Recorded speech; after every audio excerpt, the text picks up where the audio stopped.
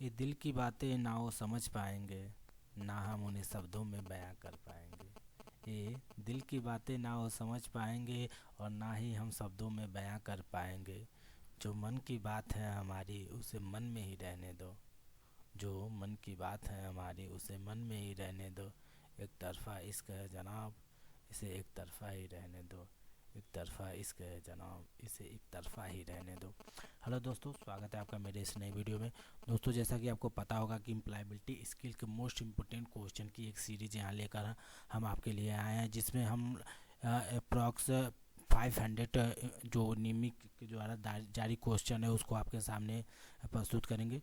और ये सारे क्वेश्चन ऐसे हैं जो कि आपके पिछले 3 से 4 साल के जो आईटीआई के एग्जाम हुए हैं उसमें पूछे जा चुके हैं। और ये सारे क्वेश्चन हमने भारत स्किल जो वेबसाइट है वहाँ से उठाए हैं। और हालांकि वहाँ जो ये क्वेश्चन है आपका टोटल इंग्लिश लैंग्वेज में है, उसको हमने हिंदी में कन्वर्ट करके आपके सामने लेकर आए हैं, जिससे कि आप अपनी तैयारी को और बेहतर मोड़ पर ले जा सके। तो शुरू करते हैं आज का सेशन।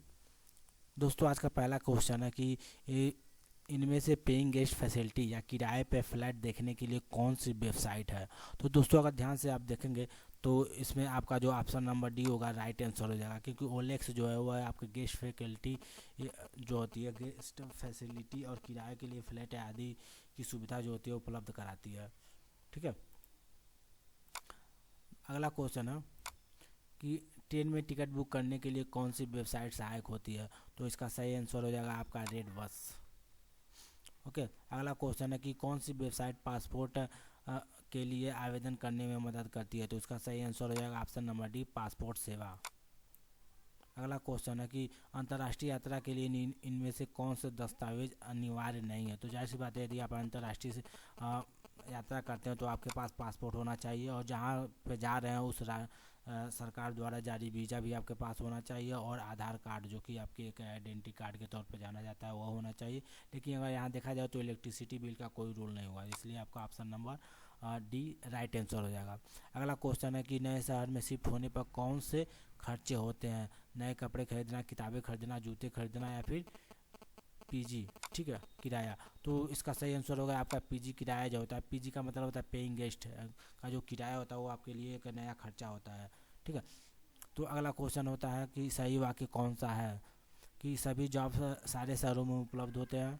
कुछ शहरों में किसी जॉब के लिए अन्य जगहों की तुलना में ज़्यादा मौका होते हैं, यानी कि ऑप्शन नंबर बी आपका राइट आंसर हो जाएगा। जाहिर सी बात है, कुछ शहरों की अपेक्षा ज़्यादा जॉब अपॉर्चुनिटी होती है।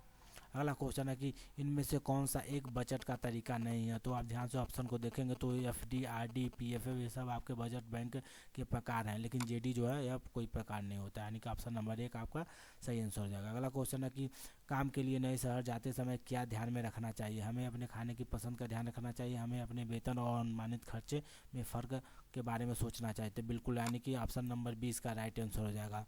अगला क्वेश्चन है कि जब हम सभी डैश कार्य करते हैं किसके लिए, कमाने के लिए। जाहिर सी बात है कमाने के लिए, ऑप्शन नंबर ए इसका राइट आंसर हो जाएगा। अगला क्वेश्चन है कि कार्यस्थल पर कोई निपुण हो सकता है अगर वह क्या करता है। समय का पाबंद हो, नियमों का पालन करता है, सुरक्षा उपायों का पालन करता है, दिए गए सभी। तो इसका सही आंसर होगा दिए गए सभी। अगला क्वेश्चन है कि सुरक्षा में शामिल हैं उचित हाउसकीपिंग टूल्स का उचित भंडारण, उचित पीपीई किट, दिए गए सभी। तो इसका सही आंसर हो जाएगा दिए गए सभी। अगला क्वेश्चन है कि किसी ऑर्गेनाइजेशन की वृद्धि डैश की वृद्धि है, इकोनॉमी की वृद्धि, एक राजनीतिक दल की वृद्धि, एक लेबर यूनियन, किसी की नहीं। तो जाहिर सी बात इकोनॉमी की वृद्धि, ऑप्शन नंबर ए इसका राइट आंसर हो जाएगा। अगला क्वेश्चन है कि किसी देश की आर्थिक वृद्धि है तो किसमें है, उसके गुड्स के उत्पादन में बढ़ोतरी, ऑप्शन नंबर ए इसका राइट आंसर हो जाएगा। अगला क्वेश्चन है कि कार्य और अधिक निपुण डैश के साथ होता है, जनसंख्या वृद्धि के साथ, ट्रेड यूनियन के विस्तार के साथ, टीम वर्क और सहयोग के साथ। तो जाहिर सी बात टीम वर्क के सहयोग के साथ। ठीक है। अगला क्वेश्चन है कि टीम वर्क को बनाता है कौशल को सुधारने अवसर में, जानकारी शेयर करने के अवसर में, एक दूसरे से सीखने के अवसर में, दिए गए सभी। तो दिए गए सभी। जाहिर सी बात है आप टीम वर्क में यदि काम करते हैं तो आपके कौशल में निखार आएगा, आपको अधिक से अधिक जानकारी मिलेगी, एक दूसरे से सीखने का अवसर मिलेगा, यानी कि ऑप्शन नंबर डी इसका राइट आंसर हो जाएगा। अगला क्वेश्चन है कि जितने अधिक सबक हम सीखते हैं उतने अधिक हम क्या होते हैं, थक जाते हैं, वृद्धि होते हैं, जाहिर सी बात है वृद्धि होते हैं। वृद्धि मतलब यहाँ बड़े होते हैं, बूढ़े होने से मतलब नहीं है, ठीक है। आप अपने काम में क्या होते हैं, अपने काम में प्रबलता हासिल कर लेते हैं।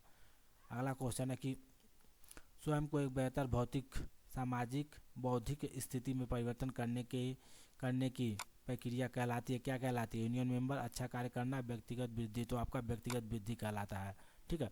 अगला क्वेश्चन है कि व्यक्तिगत वृद्धि है सीखने की इच्छा, ज्ञान को अपग्रेड करना, कौशल को अपग्रेड करना, दिए गए सभी। तो उसका ऑप्शन हो जाएगा डी, राइट आंसर हो जाएगा, ठीक है।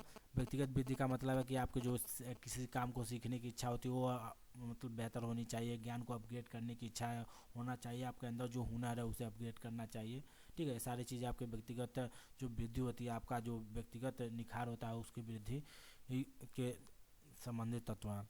अगला क्वेश्चन है कि नए कौशल और तकनीकी को सीखने के लिए किए गए प्रयास हमें डैश मदद करते हैं, किसमें मदद करते हैं? एक यूनियन लीडर बनने में, राजनीतिक नेताओं के नज़दीक आने में, व्यवसाय में वृद्धि करने में। जाहिर सी बात है आपके व्यवसाय में वृद्धि करने में। नए कौशल या तकनीकी को यदि आप सीखते हैं तो जाहिर सी बात है आप जो भी व्यवसाय कर रहे हैं, जो भी काम कर रहे हैं उसमें आप बेहतर परफॉर्मेंस कर पाएंगे।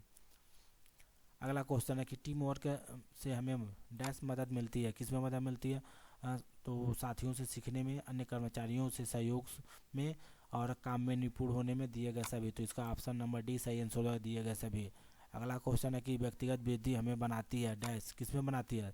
व्यवसाय में वृद्धि करने योग्य बनाती है, अपने आप में केंद्रित होने में, अभिमानी बनाने, बेकार बना। तो जाहिर सी बात है जो व्यक्तिगत वृद्धि होती है आपके व्यवसाय को वृद्धि करने में मदद करती है। अगला क्वेश्चन है कि किसी भी कार्य की सफलता डैश निर्भर करती है, किस पर निर्भर करती है? काम करने के लिए मशीनों का उपयोग, सभी कार्यों के लिए तकनीकों का उपयोग, अमीर संगठन, एक निपुण और संगठित सिस्टम। तो जाहिर सी बात है आपके कार्यों के लिए एक निपुण और संगठित सिस्टम जो होता है वह आपको कार्यों की सफलता पर निर्भर करती है। अगला क्वेश्चन है कि जैसे जैसे ऑर्गेनाइजेशन वृद्धि करती है उन्हें डैश की आवश्यकता होती है, मौजूदा तकनीकी से संतुष्ट होने की, बदल रही तकनीकों के साथ कदम बढ़ाने की। जाहिर सी बात ऑप्शन नंबर बी आपकी सही आंसर होगा। मान लीजिए कोई ऑर्गेनाइजेशन यदि वो वृद्धि कर रही है, अपना विस्तार कर रही है, तो उसे ज़रूरत होती है कि बदल रही जो टेक्नोलॉजी उसके साथ में अपने आप को क्या करते हैं, एडजस्ट करें और उसके साथ में आगे बढ़े। अगला क्वेश्चन है कि जैसे जैसे तकनीकी बढ़ती ऑर्गेनाइजेशन को की आवश्यकता होती है, किसकी होती है?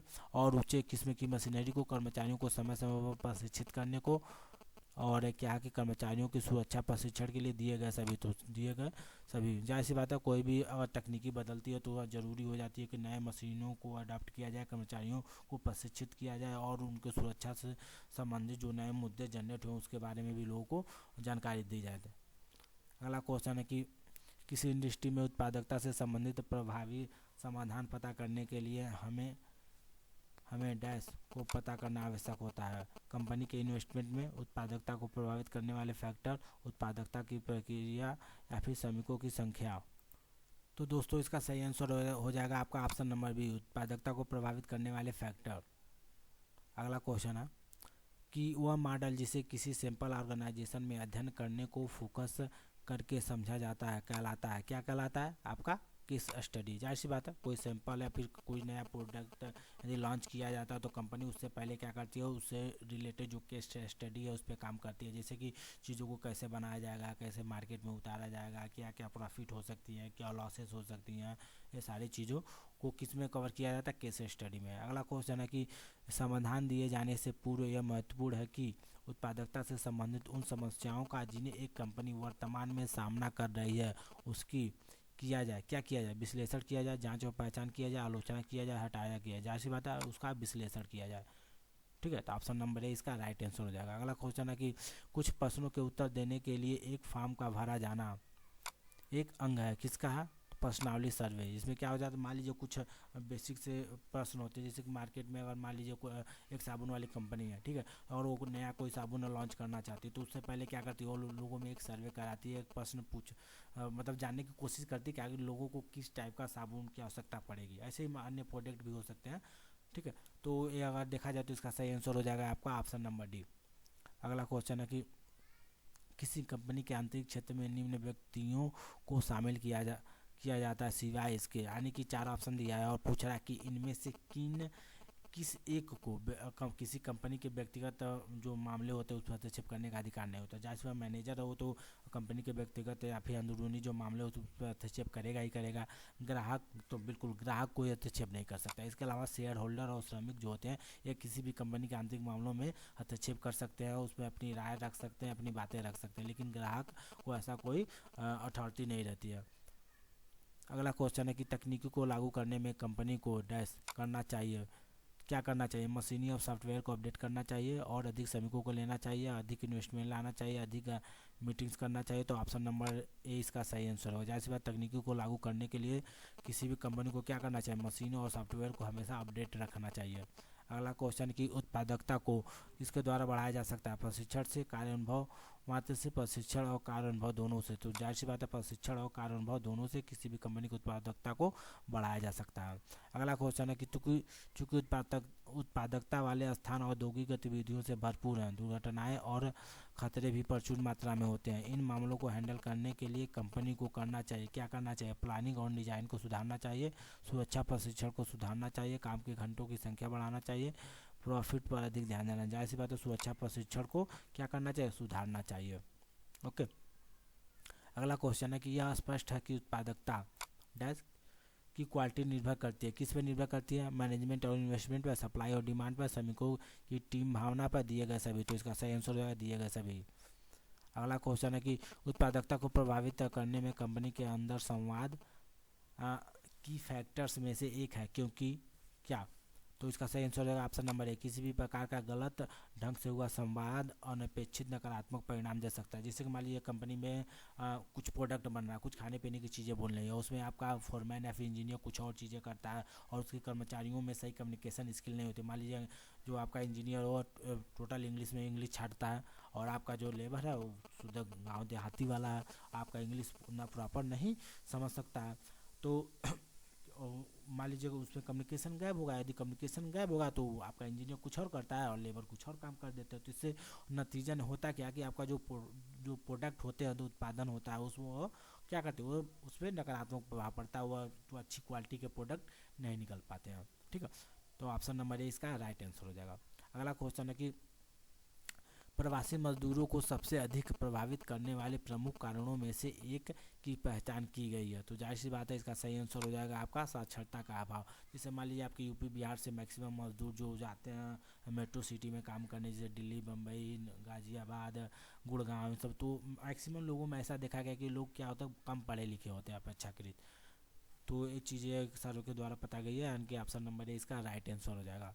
अगला क्वेश्चन है कि प्रवासी मजदूरों की आर्थिक पृष्ठभूमि उन्हें बनाती है, क्या बनाती है? तो ओवर टाइम अलाउंस कमाने के लिए बड़ी शिफ्ट में काम करना क्या करता है? मानदंड है। तो ऑप्शन नंबर इसका सही आंसर हो जाएगा। अगला क्वेश्चन की उत्पादकता बढ़ाने के लिए कार्य की दृष्टि से आवश्यक है कि डैश के महत्व पर जोर दिया जाता है। किस पर? जवाबदेही पर, फॉलोअप पर, वास्तविकता, टारगेट पर, दिए गए सभी। तो किस पे होता है? दिए गए सभी। ऑप्शन नंबर डी इसका सही आंसर है। अगला क्वेश्चन है कि वर्कफोर्स को पानी, बिजली और अन्य मूल सुविधाओं को देने की जिम्मेदारी है, किसकी है? सरकार की, मैनेजमेंट की, कर्मचारियों की? तो जाहिर सी बात है आपकी मैनेजमेंट की। जाहिर सी बात है यदि बहुत से लोग काम कर रहे हैं तो उस स्थान पर जो मूलभूत आवश्यक चीज़ें होती है, जैसे पानी, बिजली, अन्य मूल सुविधाओं को देने की जिम्मेदारी किसकी होती है? तो वो मैनेजमेंट की होती है। अगला क्वेश्चन है कि कंपनी को प्रवासी कर्मचारियों को प्रोत्साहित करना चाहिए, विशेषतः डैश कि एक लेवल तक के लिए, ताकि वह उन्हें दिए गए कार्य को प्रभावी ढंग से हैंडल कर सकें।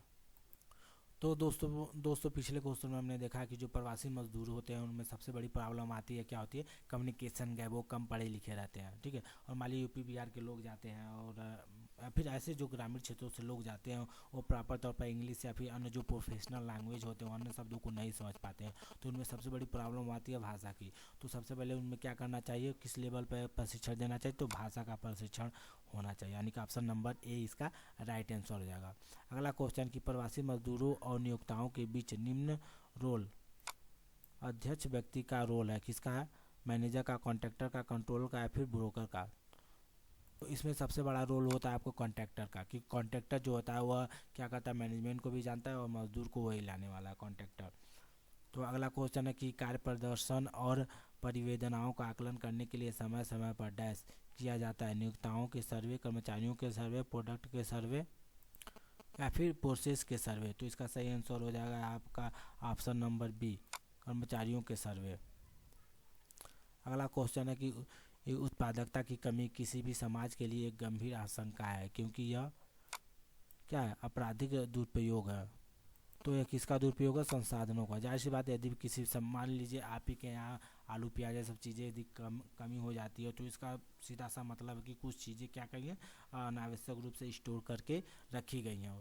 ठीक है, तो संसाधनों का क्या होगा, अनावश्यक दुरुपयोग कहा जाएगा। अगला क्वेश्चन है कि इंडस्ट्री के बुरे अभ्यास जो अपने पर्यावरण की परवाह नहीं करते उनसे होता है, क्या होता है, कंपनी को नुकसान, प्रदूषण, सामाजिक समस्याएं, संसाधन का नुकसान। तो दोस्तों इसका सही आंसर हो जाएगा आपका प्रदूषण। जाहिर सी बात है, यदि बुरे पर्यावरण की परवाह नहीं करते उनसे क्या होता है, प्रदूषण पर बहुत बेकार इफेक्ट पड़ता है। अगला क्वेश्चन है कि किसी कंपनी के गैर जिम्मेदार कर्मचारियों से होता है, क्या होता है, कंपनी को नुकसान होता है, पर्यावरण प्रभावित होती है, संसाधनों का नुकसान होता है, दिए गए सभी। तो जाहिर सी बात है, यदि किसी कंपनी के जो कर्मचारी वो गैर जिम्मेदारी से काम करते हैं, प्रॉपर अच्छे से काम नहीं करते, गलत चीज़ों का उपयोग करते हैं, तो उससे कंपनी को नुकसान होता ही होता है। साथ ही जो संसाधन होते हैं उनको वो वेस्टेज जाते हैं और पर्यावरण भी दूषित होती है। यानी कि ऑप्शन नंबर डी इसका सही आंसर हो जाएगा। दोस्तों इस तरह से हमने देखा जाए तो आपका जो 500 क्वेश्चनों का टारगेट था वो मेरा उसका यह सेकेंड वीडियो था। आशा करते हैं चीज़ें आपको बेहतर समझ में आई होंगी, और यदि वीडियो को अच्छा लगा तो प्लीज़ वीडियो को लाइक, शेयर और सब्सक्राइब जरूर करें।